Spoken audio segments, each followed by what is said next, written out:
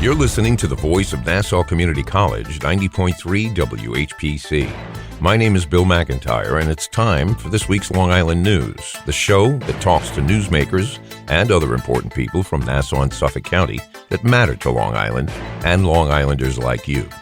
So each week we'll have a conversation about issues that affect all of us. I live on Long Island just like you, and I want to know more about where my tax dollars are going, and I want to know more about the people making the big decisions that affect all of us. Well, this week, I'm happy to welcome back to our show Ms. Jennifer DeSena, the supervisor of the town of North Hempstead. Well, welcome back to this week's Long Island News. Thank you. We got a lot of stuff here. Let's start out. So let's start with your big announcement. You are officially running for re-election to continue to be the town supervisor. So what went into that decision? Well, I love my job. So there is no doubt that I was going to run again. Frankly, 2 years is awfully short, and I've only had 16 months so far. But I love it.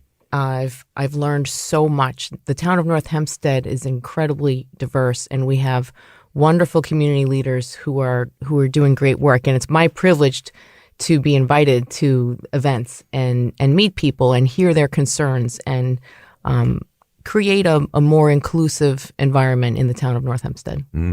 Not an easy thing to do in these days. Well, as long as you try, though. I mean, I try as hard as I can. There you go. So, it's getting easier. So now your opponent's already been announced. John Kamen will try to reclaim the position after he most recently lost a bid to be the Democratic nominee for the 3rd congressional district seat.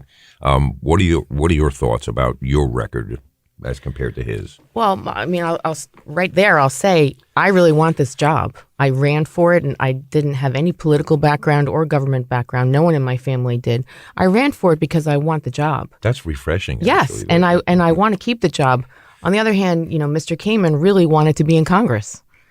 It didn't work out. There was a brutal primary, but that's where he wanted to be. Right. So I feel like the residents of the town of North Hempstead deserve better. I think they deserve someone who's really trying and who's really stepped up from the community to listen to them and to address very long-term problems, frankly, that have persisted since the time that Mr. Kamen was the supervisor before. Right. Do you think that's a result of that idea that there's only 2 years and you have a long-term project that may go on for 25 years, is it a disservice to the project to keep handing it off to new lawmakers every time?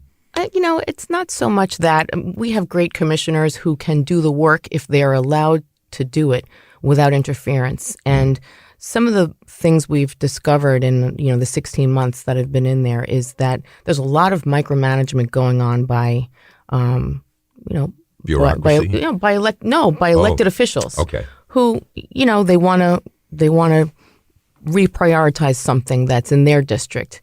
The COVID years were difficult, and I think that there was sort of the culmination of there's just too much power play going on where council people. Politics. Yeah, they come in and they direct the staff. Now, town law is interesting, and not a lot of people are aware of it. I am painfully aware of it now.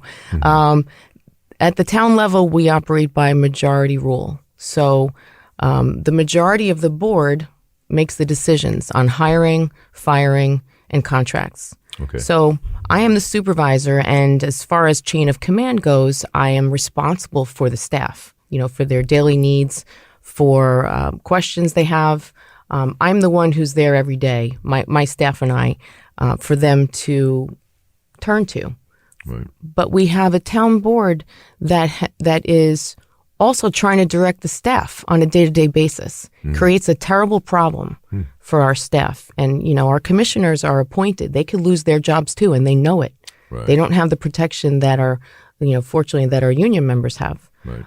So it's been difficult. And there are also holdovers from the prior administration still in town hall that are directing our staff. It's a terrible situation. Wow. So what I'm really trying to do is let the staff do their work. Let the commissioners do their jobs, manage the projects, and move them forward. And I'm very proud that we are moving forward on some long delayed projects, particularly Fushillo Park in Carl Place. We had a nice mild winter, and that renovation, which was planned for many, many years, is getting towards the conclusion. We're also moving forward on the downtown business district of Carl Place, which is Westbury Avenue. For 10 years, the county and the town have been pointing fingers at each other, saying, "Well, you do the sidewalks, you do the road," and now we're working together to finally get it done. Well, I saw on News 12 this week you hosted a fentanyl community forum, which included a Narcan training and free kits being distributed. Tell us why this is important to you. Well, fentanyl changed the landscape. I was in the prevention education business for 5 years before I ran for supervisor. And we talked a lot about getting counseling, people who were struggling with using substances, and the stigma. Those problems have been with us for, forever. Yeah. But fentanyl is a new problem because it's so small, so deadly. We're talking about grains of salt. I mean, one of we had the U.S. attorney there, and he showed this great slide. It was a penny and then a few tiny grains of salt next to it. And that's an amount that kills a person. Right. Now, 60% of all pills that are being seized by the DEA have fentanyl in them. Great. So that's deadly one time. Yeah. So there's no chance for kids to make a mistake. We're not. Yeah, there's no chance to become addicted or get treatment or ask for help. You don't get to find out whether you like it or not. No, it's one pill, one time, and this is in Xanax and Adderall, and it's not just that it's Xanax laced with fentanyl. There's no Xanax in it. It's a counterfeit pill that contains fentanyl and other stuff, mixing agents to spread it. So we're talking about kids in college who are studying for exams and take an Adderall to try and work through the night, and they die. It used to be coffee, right? Yeah. Drink a gallon of coffee. This we're sounding the alarm all around Long Island. We had two parents and a grandparent, Drew Scott, who's very well known, and he really spoke about stigma and how we could just not acknowledge that his beautiful granddaughter died of fentanyl, or they could say, look, we're going to put our name to good use and try and spare another family this loss. She left a twin sister behind. It's just the devastation. You can't imagine. I couldn't really believe anybody that was railing against the idea of distributing Narcan. No. And there were actually people mad about it. I have seen people say negative things about it. Mm-hmm. It's really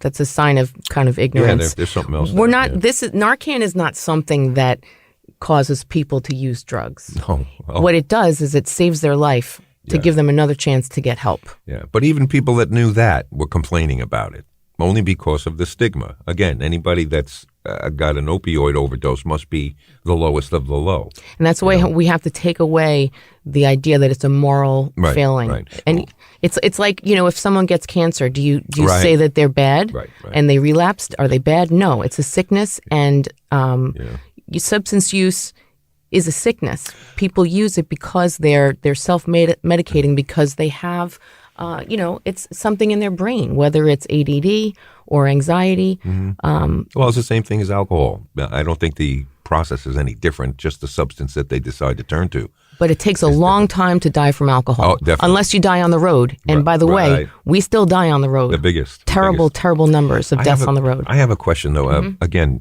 every time we hear about an opioid overdose, I think that the stereotype is we think of somebody young. And I've started to think about the idea that today dying is expensive, or just being ill and being alive is very expensive. And I was curious if they do a breakdown of the overdoses by age, because I think that for some, this might actually be their final solution. You have folks who are in their 80s and 90s who are not mobile. They're not feeling very well, but they're stuck between a rock and a hard place. There's no place they can go. They can't afford an assisted living area, so this is their last ditch effort, and I visualize it as a little tissue up in their medicine cabinet up in the corner, something they bought 10 years ago with that idea in mind, that if it all gets to be too much, that's what I'm going to do. This is possible, and I haven't heard that discussed recently. The ages are definitely available. You can find out what is the number of people who are dying in their teens, in their 20s, in their 30s, in their 40s. And overdose is definitely an issue for our senior citizens who are home, and they are often overprescribed things. Yes. In my mind, lose count, or they lose count of they could their lose count. Yeah, I tend to think that the overprescribing and confusion about the number of pills is the more common scenario. But yes, it could also be a sign of, depression and giving up. We certainly have a lot of depression in our country. Our life expectancy has gone down every year, probably 5 or 6 years now. Yeah. We're the United States. We're supposedly so developed and affluent, and our life expectancy is diminished. Well, again, we're out of 57, I think it is, industrialized nations. We're the only one that does not have universal health care, but we're number one. Right. Those two things they butt heads. It doesn't equate. We also take in most of the prescriptions. I mean, most of the pharmaceuticals in the world are being consumed in the United States. Oh, yeah. Well, we're very, very, I'll give drug you dependent. An anecdotal thing. I haven't been to a doctor for a while, but the last time I was there, of course, they hand you that booklet and ask you to fill this out before, the doctor sees you. And it's 14 pages and a list of drugs. And when I haven't checked one thing and I hand it back to them, they look at me like, how did you get away? I said, what do you mean? Well, you don't take any prescription drugs. Everybody does. Sure, and look how medications are commercialized, where you watch a football game or even the news, and it's constantly advertising about drug products. Remember when they never used to be on TV? Right, but you think, like, if you actually needed this thing for a new condition, wouldn't your doctor recommend it? Oh, no, ask your doctor. Right. Ask your doctor about, and the names blow me away, flumizumab. And, right. I don't know, they got kids making these names up, I think. Right. Anyway, you're listening to this week's Long Island News on the voice of Nassau Community College, 90.3 WHPC. My name is Bill McIntyre, and my guest today is Town of North Hempstead Supervisor Jennifer DeSena. Okay, well, moving on. Now, this is something I know you've been very outspoken about, Governor Hochul's so-called affordable housing plan. You were quoted in Newsday telling her to stop her, quote, attack on suburbia. Now, actually, she had, to me, this is the way, even though we don't like it, I think this is the way government works. It was the same thing in the bail law, too. Now they've given back to judges. Discretion to judges, right. Which, to me, it's all about the rollout. Somebody thinks they got a good idea, and it's just got to take a minute. Think about, because that was my first reaction. You pay these judges a lot of money. Why would you write a law that goes right over their heads? Right. And the housing thing, too. Now that people screamed about it, they took it out of the budget. But I think she's still determined to do something. What are your thoughts on that? Well, I'm going to just extend what you just said. I have a little section from Newsday that I read this morning that said we are not walking away from this issue. Yeah, right. People know I'm a fighter, and I will continue working, and that she will take executive action in the coming weeks. To increase housing supply to improve affordability. So, she's just not listening. She's not hearing it. And I have had, put out many statements. I've had many press conferences together with local leaders, with, the other Nassau County supervisors, with the mayors.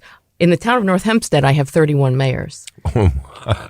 And, they're what a very party upset. that is, huh? And by the way, it's a bipartisan party. Right. Because they all know that their residents moved here with, a village structure in place. They chose it. They paid for it. Right. This is where they wanted to live. How do you just change the suburbs into the city?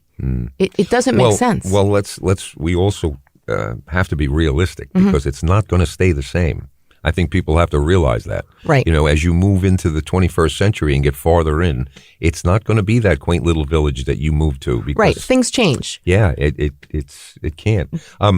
Let's just say the governor doesn't do anything, and we leave it up to the towns. And look, I think the fear is it'll die there. No, we are working on it. And interesting, the governor came to Long Island and had a press conference, strangely on the same day that I was having a press conference. But, she went out to Patchogue and proclaimed what a great development it was. And sure, they built that within the existing zoning. Right. So people say, what's the alternative? We're doing the alternative. We are building housing, and we're building multifamily housing. Right. But we have a process. We listen to the people.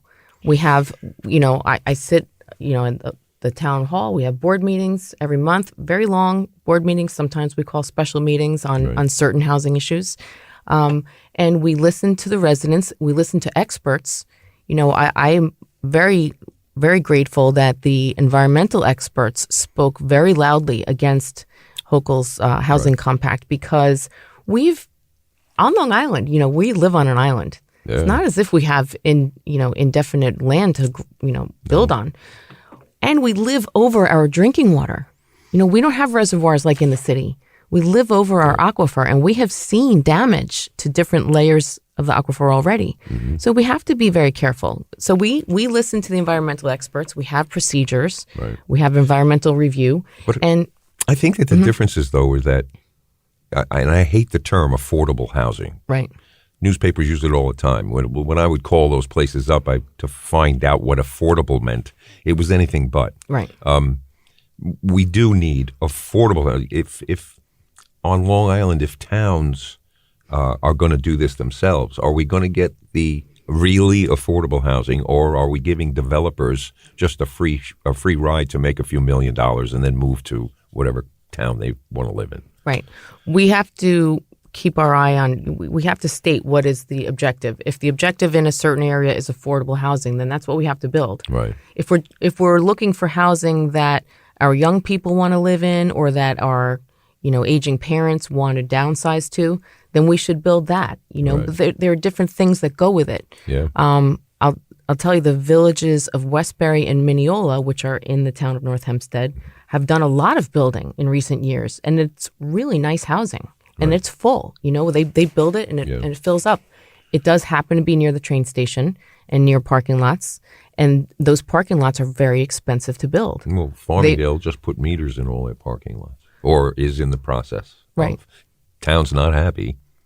But the mayor says, how do I pay for some of these things if we don't do that? Well, sure. And sometimes that's how you regulate the use, so that that can benefit the small businesses, because with meter parking, you really know that's going to help local shopping. Yeah, some of them are angry, though. Some of the comments are, if I go to run in and get a pizza, I have to feed the meter. And say, well, if you don't want to get a ticket, you got to feed the meter. So they're a little aggravated about that. The signage in some of these parking lots, too, leaves much to be. Some of them, I would go into a park, I would read all the signs and still not know where I'm allowed to park. Right.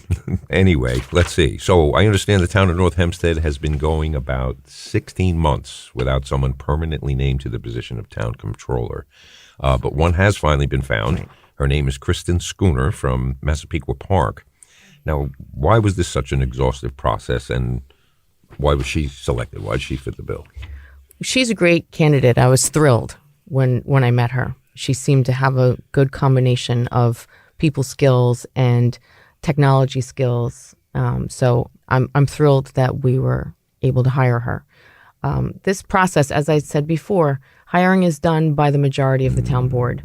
So we went through a process. We had other candidates that we were interested in, and the town board wouldn't hire them. When I first came on, I actually heard from someone else. You would have thought I'd been notified as the supervisor that the controller and deputy controller had given notice. So we didn't have.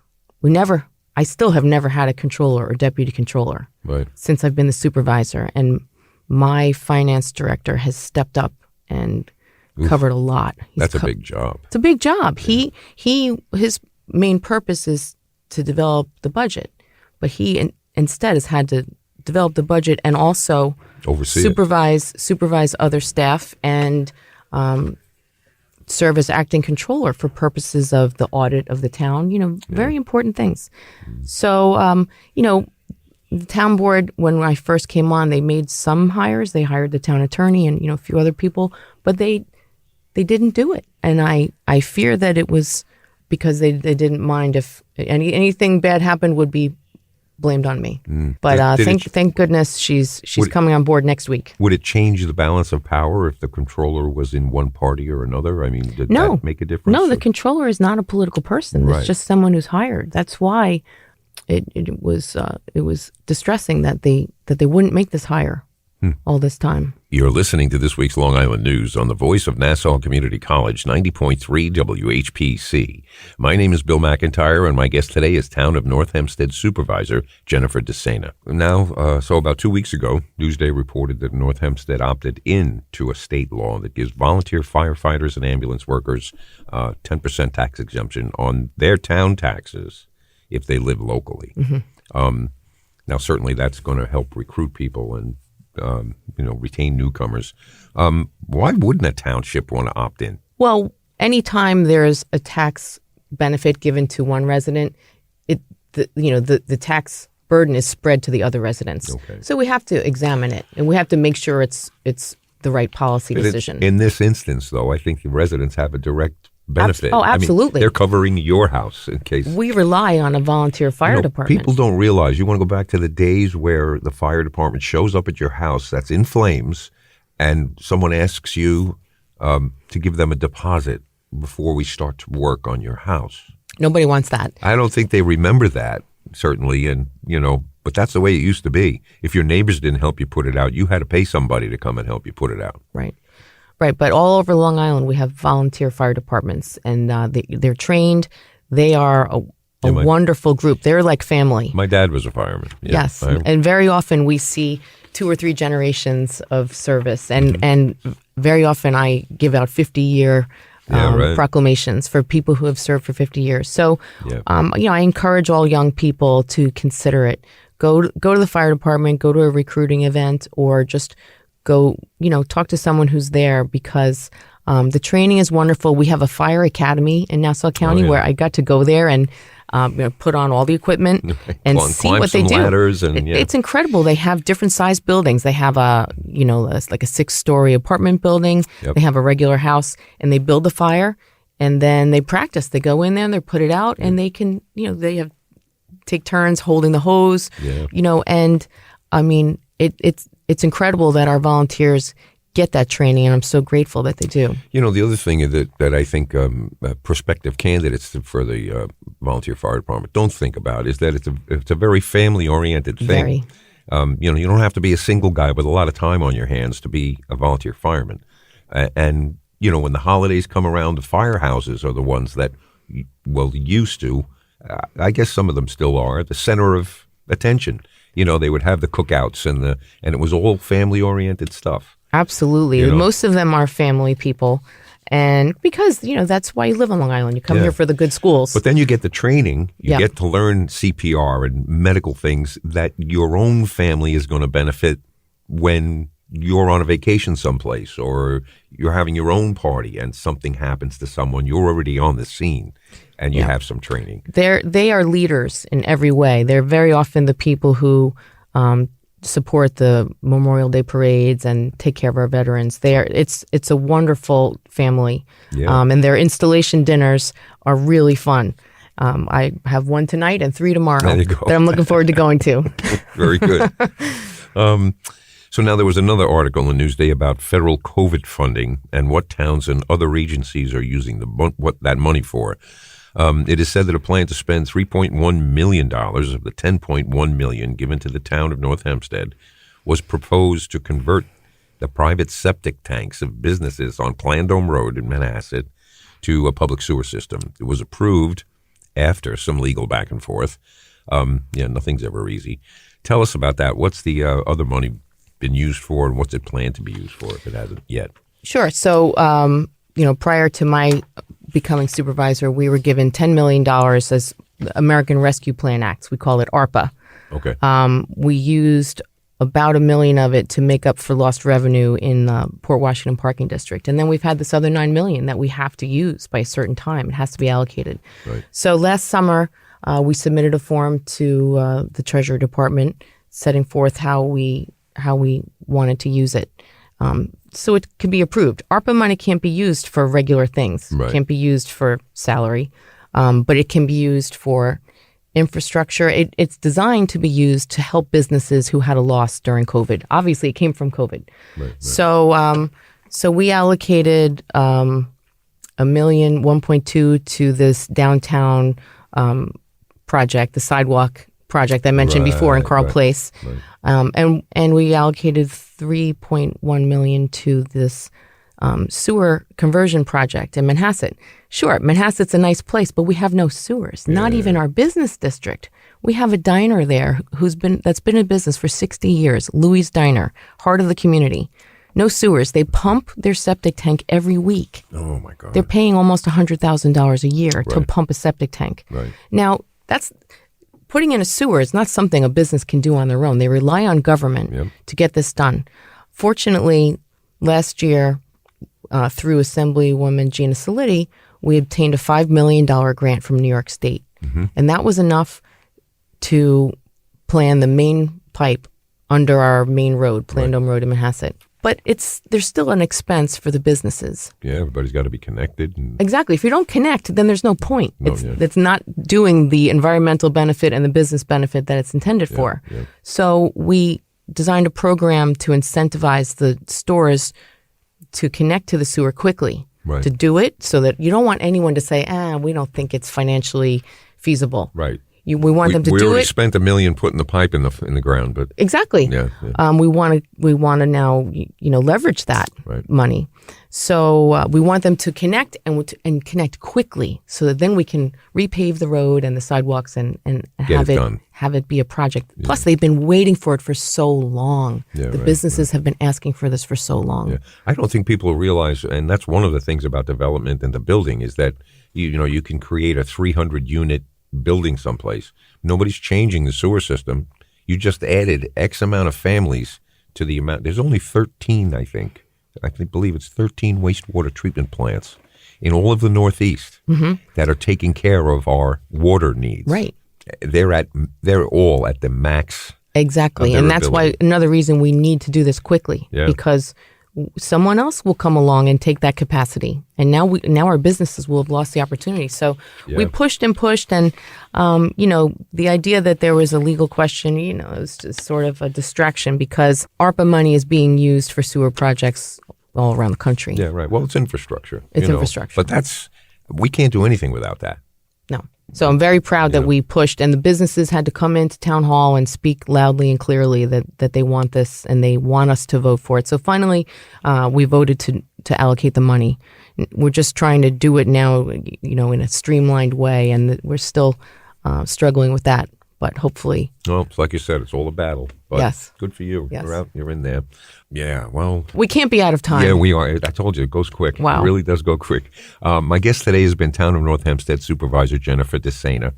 And again, thank you for taking the time to be here today and speak with us. And I always get the promise you'll come back. Absolutely. Because as things go on, and if there's ever something you want to say, call us. Other than that, though, the clock on the wall says it's time for this week's Long Island News to get on out of here. I'm Bill McIntyre. Remember, you can listen to us by searching for this week's Long Island News wherever you listen to podcasts. And we're right here on the radio every Friday at 3 p.m. on the voice of Nassau Community College, 90.3 WHPC.